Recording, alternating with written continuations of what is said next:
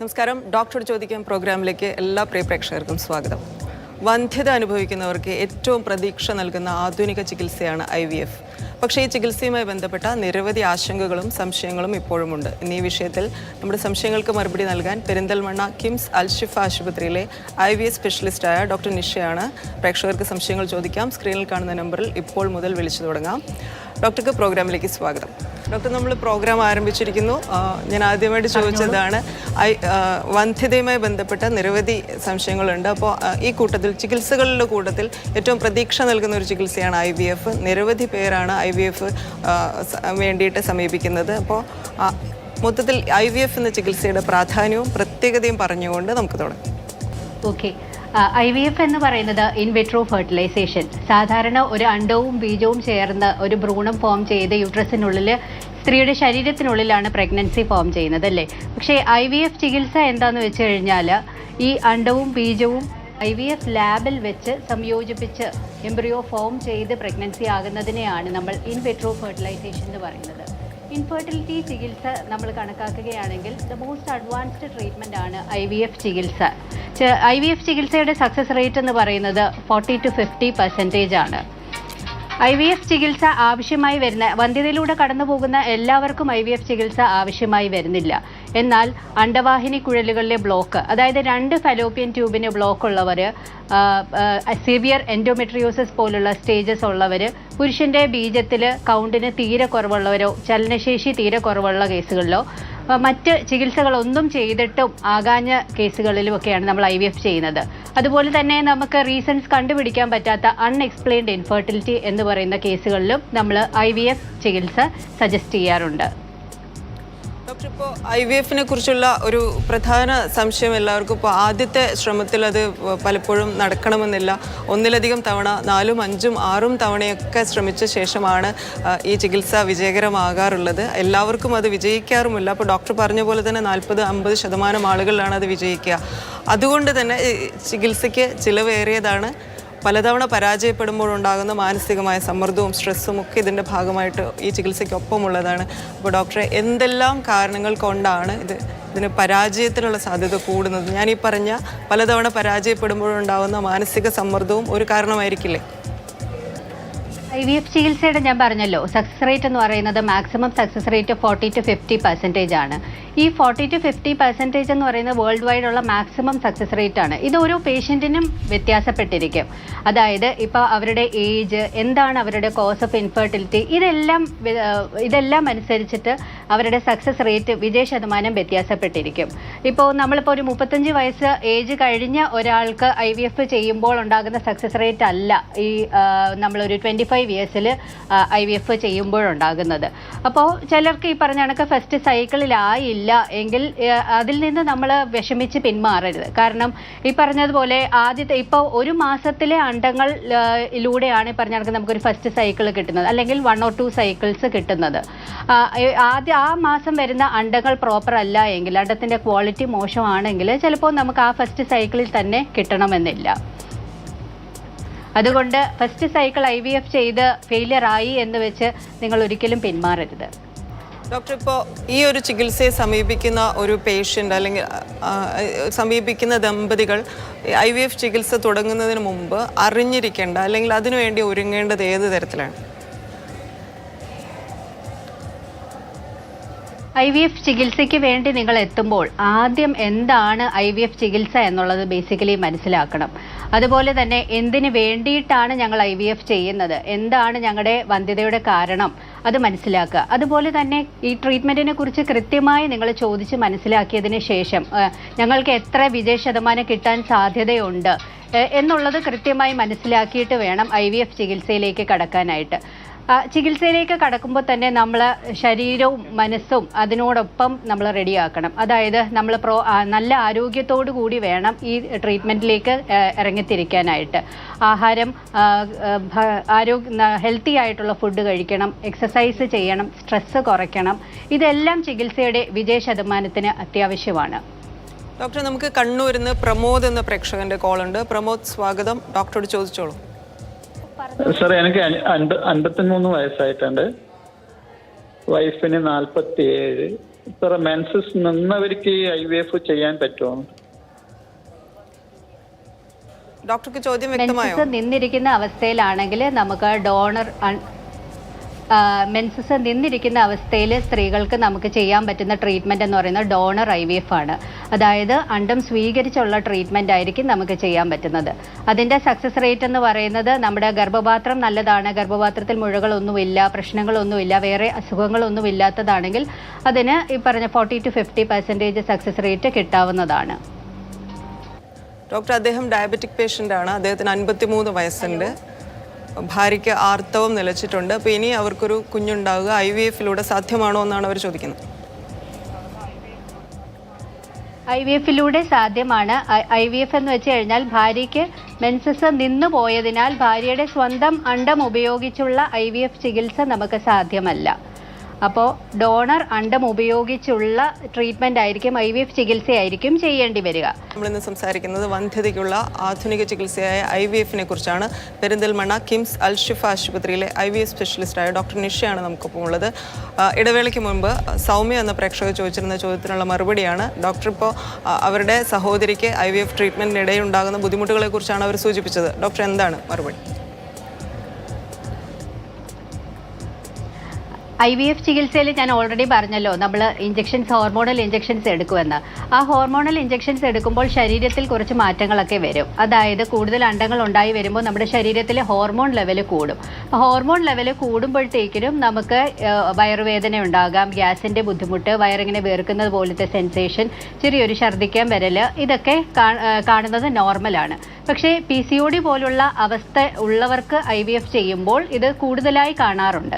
അതായത് കൂടുതൽ അണ്ടങ്ങൾ കയറി വരുന്ന അവസ്ഥയിൽ ഈ പറഞ്ഞ സിംറ്റംസ് ഒക്കെ കൂടുതലായി കാണാനും ചിലപ്പോൾ അണ്ടം എടുത്തു കഴിയുമ്പോഴത്തേക്കിന് നമുക്ക് ഛർദിയും വയറുവേദനയും ഒക്കെ കൂടുതൽ കാണാൻ സാധ്യതയുണ്ട്. പക്ഷേ ഇതിനൊക്കെ മെഡിസിൻസ് ഉണ്ട്. പിക്കപ്പ് കഴിഞ്ഞ് ഒരു 3-4 ദിവസത്തിന് ശേഷം ഈ ബുദ്ധിമുട്ടുകളൊക്കെ താനേ പോകുന്നതാണ്. ഒരിക്കലും ഈ ഹോർമോൺസിൻ്റെ ഒന്നും ഇഫക്റ്റ് ലോങ് ലാസ്റ്റിംഗ് അല്ല. ഡോക്ടർ, നമുക്ക് എറണാകുളത്ത് നിന്ന് ലില്ലി എന്ന പ്രേക്ഷകരുടെ കോളുണ്ട്. മാം സ്വാഗതം, ഡോക്ടറോട് ചോദിച്ചോളൂ. ഹലോ ഡോക്ടർ, ചോദിച്ചോളൂ. ഞാൻ 2 വർഷമായി കല്യാണം കഴിഞ്ഞിട്ട്. എനിക്കിപ്പോൾ 25 വയസ്സുള്ളേ. എൻ്റെ ഹസ്ബൻഡിന് 30 ഉണ്ട്. അപ്പോൾ 2 വർഷമായിട്ട് ഇപ്പോൾ പ്രഗ്നൻസി ഒന്നും ആവാത്ത കാരണം നമ്മൾ ഡോക്ടറെ കാണിച്ച് ഹസ്ബൻഡ് ടെസ്റ്റ് ചെയ്തായിരുന്നു. അപ്പോൾ ബീജം ടെസ്റ്റ് ചെയ്തപ്പോൾ അതിൽ സ്പേം 0 എന്നാണ് കാണിക്കുന്നത്.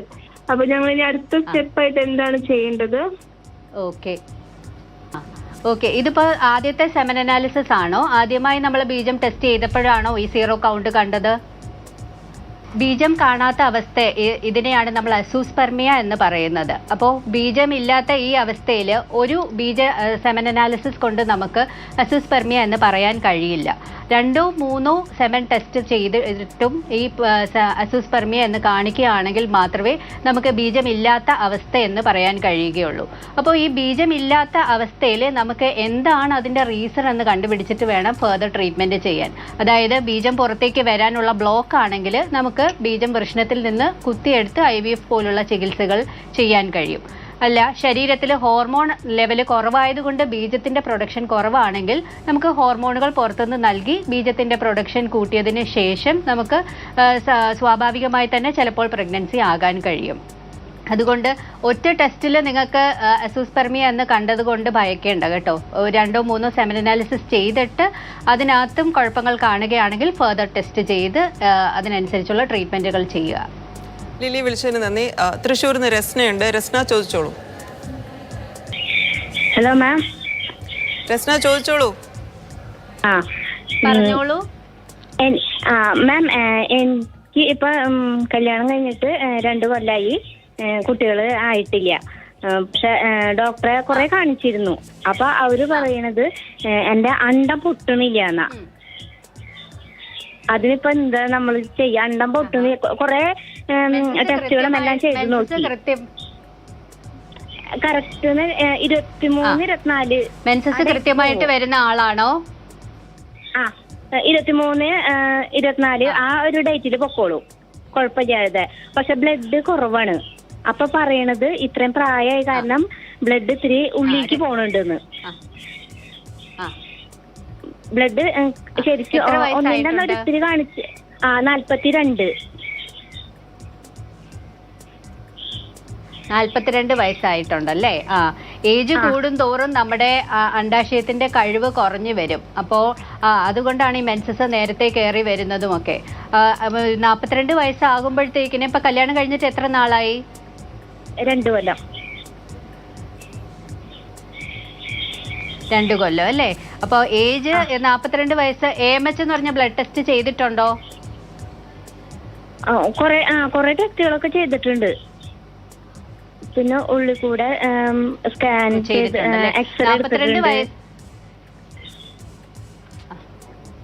ആ, 42 വയസ്സാകുമ്പോഴത്തേക്കിനും ശരിക്കും പറയുകയാണെങ്കിൽ സ്ത്രീയെ സംബന്ധിച്ചിടത്തോളം ഒരു ഏജ് കൂടിയത് തന്നെയാണ്. അപ്പോൾ നമ്മുടെ അണ്ടത്തിൻ്റെ ക്വാളിറ്റിയും അതുപോലെ തന്നെ അതിൻ്റെ എണ്ണവും ഒക്കെ കുറയും. അപ്പോൾ നമ്മൾ 2 വർഷം ആയത് കാരണം വലിയ ചികിത്സകളായ IVF പോലത്തെ ചികിത്സയിലേക്ക് തിരിയുന്നതായിരിക്കും നല്ലത്. കാരണം നമുക്ക് വലിയൊരു ട്രീറ്റ്മെൻറ്റ് ചെയ്താലും ഈ 40 വയസ്സ് കഴിയുമ്പോൾ നമുക്ക് കിട്ടുന്ന സക്സസ് റേറ്റ് കുറഞ്ഞു വരും. അതുകൊണ്ട് ചെറിയ ട്രീറ്റ്മെൻറ്റുകളിലൊന്നും ആകുന്നില്ല എങ്കിൽ 42 വയസ്സായത് കാരണം IVF ചികിത്സയിലേക്ക് കടക്കുന്നതായിരിക്കും നല്ലത്.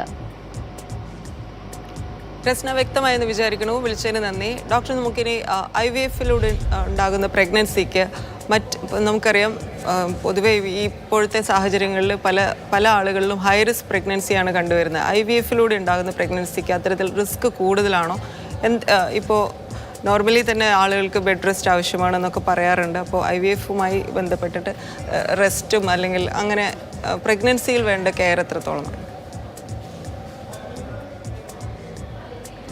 IVF പ്രഗ്നൻസി എന്ന് പറയുന്നത് സാധാരണ ഒരു പ്രഗ്നൻസി പോലെ തന്നെയാണ്. പക്ഷേ ഈ IVF പ്രഗ്നൻസിയിൽ അതായത് പേഷ്യൻറ്റിന് മറ്റെന്തെങ്കിലും കോംപ്ലിക്കേഷൻസ് ഉള്ളവരാണെങ്കിൽ, ഇപ്പോൾ അഡിനോമയോസിസ് പോലുള്ള അവസ്ഥകളുള്ളവരാണെങ്കിൽ ചിലപ്പോൾ ബ്ലീഡിങ് ടെൻഡൻസീസ് കാണാം.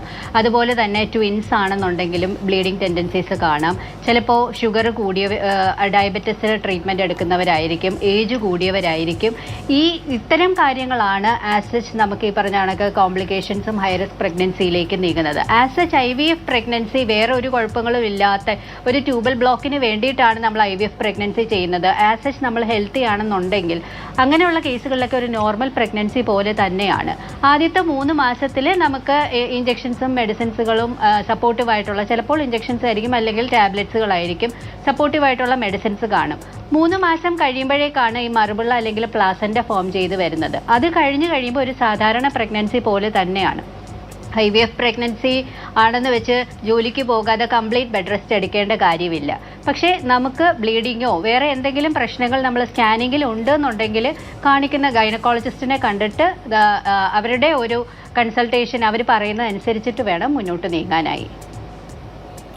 ഡോക്ടർ, ഇപ്പോൾ പൊതുവെ IVF-ലൂടെ ചികിത്സയിൽ ഉണ്ടാകുമ്പോൾ ഒന്നിലധികം കുട്ടികൾ, ഇരട്ട കുട്ടികളോ 3 കുട്ടികളോ അതിലധികം കുട്ടികളോ ഒക്കെ ഉണ്ടാകുന്ന കാണാറുണ്ട് IVF ചികിത്സയുടെ ഭാഗമായിട്ട്. അതെന്തുകൊണ്ടായി?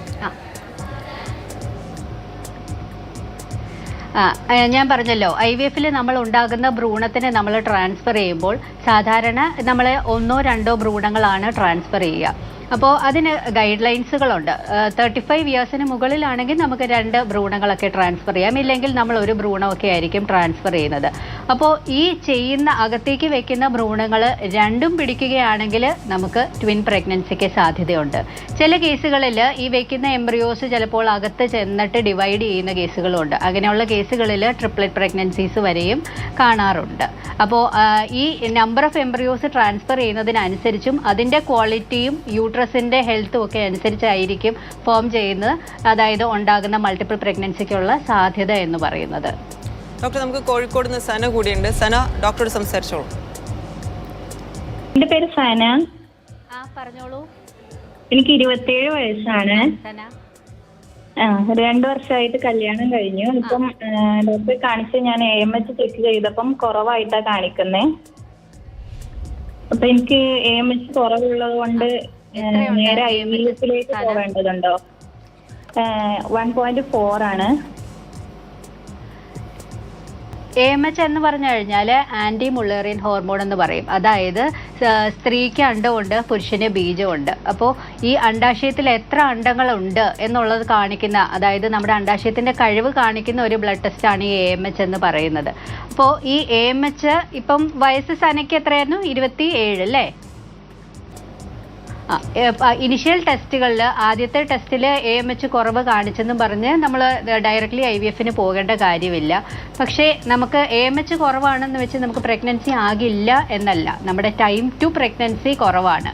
അതായത് നമുക്ക് ഓരോ പ്രാവശ്യവും ഓരോ മാസവും നമ്മുടെ പ്രഗ്നൻസി ചാൻസ് കൂട്ടുന്ന രീതിയിലുള്ള ട്രീറ്റ്മെൻറ്റുകൾ നമ്മൾ ചെയ്തു കൊടുക്കേണ്ടി വരും.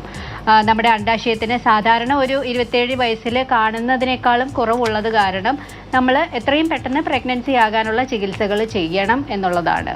നേരെ തന്നെ IVFലേക്ക് പോകേണ്ട കാര്യമില്ല. ട്രീറ്റ്മെൻറ്റുകൾ തുടങ്ങുക, 1-2 മാസം ഫെയിലിയർ ആയി എന്ന് വെച്ച് അത് ഉപേക്ഷിച്ച് പോകാതിരിക്കുക, അതാണ് മെയിനായിട്ടുള്ള കാര്യം. കാരണം AMH കുറവായത് കാരണം നമ്മൾ 1-2 മാസം ട്രീറ്റ്മെൻറ്റ് ചെയ്ത് ഫെയിലിയറായി നമ്മളത് ഉപേക്ഷിച്ചിട്ട് പോവുകയാണെങ്കിൽ വർഷങ്ങൾ കഴിയും തോറും പിന്നെ ഈ AMH കുറവായത് കാരണം നമ്മൾ IVF ചെയ്താൽ പോലും സക്സസ് റേറ്റ് കുറയാനുള്ള സാധ്യതകളുണ്ട്. അതുകൊണ്ട് ആസ് ഏർലി ആസ് പോസിബിൾ ചെറിയ ട്രീറ്റ്മെൻറ്റ് തന്നെ സ്റ്റാർട്ട് ചെയ്യുക. അടുത്തടുത്ത ട്രീറ്റ്മെൻറ്റുകളിലേക്ക് ആയില്ല എങ്കിൽ അടുത്ത ട്രീറ്റ്മെൻറ്റിലേക്ക് കടക്കുക. സന, വിളിച്ചതിന് നന്ദി. ഡോക്ടർ ഇപ്പോൾ നേരത്തെ സൂചിപ്പിച്ചിരുന്നു, ഇപ്പോൾ IVF ട്രീറ്റ്മെൻറ്റിലൂടെ ഒരു കുഞ്ഞിനെ ലഭിച്ചു, അതിനുശേഷം നമുക്ക് വർഷങ്ങൾക്ക് ശേഷം മറ്റൊരു കുഞ്ഞിനെ കൂടി വേണമെങ്കിൽ അതിപ്പോൾ സാധ്യമാണ്. എംബ്രിയോ ഫ്രീസ് ചെയ്ത് വീണ്ടും ഒരു കുഞ്ഞിനെ ലഭിക്കാൻ സാധ്യമാണ് എന്ന് പറഞ്ഞു. അതിനെക്കുറിച്ചൊന്ന് പറയാം. അതെ, എംബ്രിയോ ഫ്രീസ് ചെയ്ത് വെക്കുന്നതെന്ന് വെച്ച് കഴിഞ്ഞാൽ നമ്മൾ ഫ്രീസ് ചെയ്ത് വെച്ച എംബ്രിയോസിന് ക്വാളിറ്റി ഉള്ള എംബ്രിയോസ് മാത്രമേ നമ്മൾ ഫ്രീസ് ചെയ്ത് വെക്കാറുള്ളൂ. ആ ഫ്രീസ് ചെയ്ത് വെച്ചേക്കുന്ന എംബ്രിയോസിന് നമുക്ക് എത്ര നാൾ കഴിഞ്ഞ് വേണമെങ്കിലും നമുക്ക് ഉപയോഗിക്കാൻ കഴിയും. അപ്പോൾ നമ്മുടെ യൂട്രസിൻ്റെ ഉൾവശം നല്ലതായിട്ട് ഇരിക്കുവാണെന്നുണ്ടെങ്കിൽ, അതുമല്ല നമുക്ക് വേറെ പ്രശ്നങ്ങളൊന്നും ഇല്ല എന്നുണ്ടെങ്കിൽ, എപ്പോഴാണോ നമുക്കത് ട്രാൻസ്ഫർ ചെയ്യണം അല്ലെങ്കിൽ ചെയ്യണം എന്ന് തോന്നുന്ന സമയത്ത് നമുക്ക് യൂട്രസ് നന്നാക്കാനുള്ള മരുന്നുകളൊക്കെ എടുത്ത് ഈ എംബ്രിയോസിനെ യൂട്രസിലേക്ക് നമ്മൾ വോം ചെയ്തെടുത്ത് നമ്മളിതിനെ ട്രാൻസ്ഫർ ചെയ്ത് യൂട്രസിനുള്ളിലേക്ക് ട്രാൻസ്ഫർ ചെയ്ത് കഴിഞ്ഞാൽ നമുക്ക് പ്രഗ്നൻസിക്ക് സാധ്യമാണ്. ഡോക്ടർ, ഇപ്പോൾ അതുപോലെ തന്നെ എംബ്രിയോയുടെ ക്വാളിറ്റി എത്രത്തോളം പ്രധാനമാണ്? മുമ്പൊക്കെ ഒരു ജനിതക രോഗമായ ഒരു കുഞ്ഞ് ജനിച്ചു കഴിഞ്ഞാൽ ആ ദമ്പതികളോട് വീണ്ടും ഒരു പ്രഗ്നൻസി ട്രൈ ചെയ്യേണ്ട എന്ന് പറഞ്ഞിരുന്ന ഒരു കാലം വരെ ഉണ്ടായിരുന്നു. ഇപ്പോൾ ഇത്തരത്തിൽ ജനിതകമായ രോഗങ്ങൾ തിരിച്ചറിയാനും അല്ലെങ്കിൽ അത് ഒഴിവാക്കാനും ഒക്കെയുള്ള സാധ്യതകളുണ്ടല്ലോ. അപ്പോൾ എങ്ങനെയാണ് അത്? അതെ, അത് ശരിക്കും പറയുകയാണെങ്കിൽ നമ്മുടെ മെഡിക്കൽ ഫീൽഡിൻ്റെ വലിയൊരു അഡ്വാൻസ്മെൻറ്റ് തന്നെയാണ്. അതായത് നമ്മൾ റിപ്പീറ്റഡ് ആയിട്ടുള്ള അബോർഷൻസ് കാണുമ്പോൾ ചില കേസുകളിൽ നമുക്കത് ജനിതകമായിട്ടുള്ള പ്രശ്നങ്ങൾ, റിപ്പീറ്റഡ് അബോർഷൻസിന് ഒരുപാട് കാരണങ്ങളുണ്ട്. അതിലൊന്നാണ് ഈ അബ്നോർമാലിറ്റി, ജനിതകമായിട്ടുള്ള പ്രശ്നങ്ങൾ എന്ന് പറയുന്നത്. അപ്പോൾ അങ്ങനെ എന്താണ് ഈ ജനിതകമായിട്ടുള്ള പ്രശ്നം എന്ന് ഐഡൻറ്റിഫൈ ചെയ്യുകയാണെങ്കിൽ, ഇപ്പോൾ IVF ചികിത്സയിൽ നമുക്ക് ചെയ്യാൻ പറ്റുന്ന കാര്യം എന്താണെന്ന് വെച്ച് കഴിഞ്ഞാൽ, നമ്മൾ പറഞ്ഞു അണ്ടവും ബീജവും ഒക്കെ സംയോജിപ്പിച്ച് നമ്മൾ ഭ്രൂണമാക്കിയെടുക്കുമെന്ന്. ഈ ഫോം ചെയ്ത് വരുന്ന എംബ്രിയോയെ നമ്മൾ ബയോപ്സി എടുത്ത് അയച്ചു കഴിഞ്ഞാൽ അതിൻ്റെ ക്രോമസോമിൽ എന്തെങ്കിലും പ്രശ്നങ്ങളുണ്ടോ എന്ന് നമുക്ക് ഐഡൻറ്റിഫൈ ചെയ്യാൻ കഴിയും. അതിന് നമ്മൾ PGT, pre implantation genetic diagnosis എന്ന് പറയും. അങ്ങനെ ഇതിൽ നിന്ന് നമ്മൾ അബ്നോർമലായ എംബ്രിയോസിനെ മാറ്റിയതിന് ശേഷം നോർമലായിട്ടുള്ള എംബ്രിയോസിനെ നമുക്ക് സെലക്ട് ചെയ്ത് ഗർഭപാത്രത്തിനുള്ളിലേക്ക് ട്രാൻസ്ഫർ ചെയ്ത് കഴിഞ്ഞാൽ അവർക്കൊരു ഹെൽത്തി ആയിട്ടുള്ള ബേബിയെ കിട്ടാനുള്ള സാധ്യത. അതായത് ഇപ്പോൾ നമ്മൾ SMA പോലത്തെ രോഗങ്ങളൊക്കെ ഒരുപാട് കേൾക്കാറുണ്ട്. അവർക്കൊക്കെ നമുക്ക് നൽകാൻ കഴിയുന്ന ഒരു ഓപ്ഷനാണ്. അതുപോലെ തന്നെ ആദ്യത്തെ കുഞ്ഞിന് വേറെ എന്തെങ്കിലും അബ്നോർമാലിറ്റി ഉള്ളതാണ്, അവർക്ക് ക്രോമസോമൽ പ്രശ്നങ്ങൾ ഉള്ളതാണ് എന്നുണ്ടെങ്കിൽ അതെന്താണെന്ന് ഐഡൻറ്റിഫൈ ചെയ്ത് നമുക്ക് PGT പോലത്തെ ട്രീറ്റ്മെൻറ്റുകൾ ചെയ്ത് കഴിഞ്ഞാൽ ഇവർക്കൊരു ഹെൽത്തി ബേബിയെ കിട്ടാനുള്ള സാധ്യതയുണ്ട്. വളരെയധികം നന്ദി ഡോക്ടർ. വളരെ വിശദമായി നമ്മളോട് സംസാരിച്ചു. IVFുമായി ബന്ധപ്പെട്ട സംശയങ്ങൾക്കാണ് ഡോക്ടർ നിഷ മറുപടി നൽകിയത്. പ്രോഗ്രാം അവസാനിക്കുകയാണ്.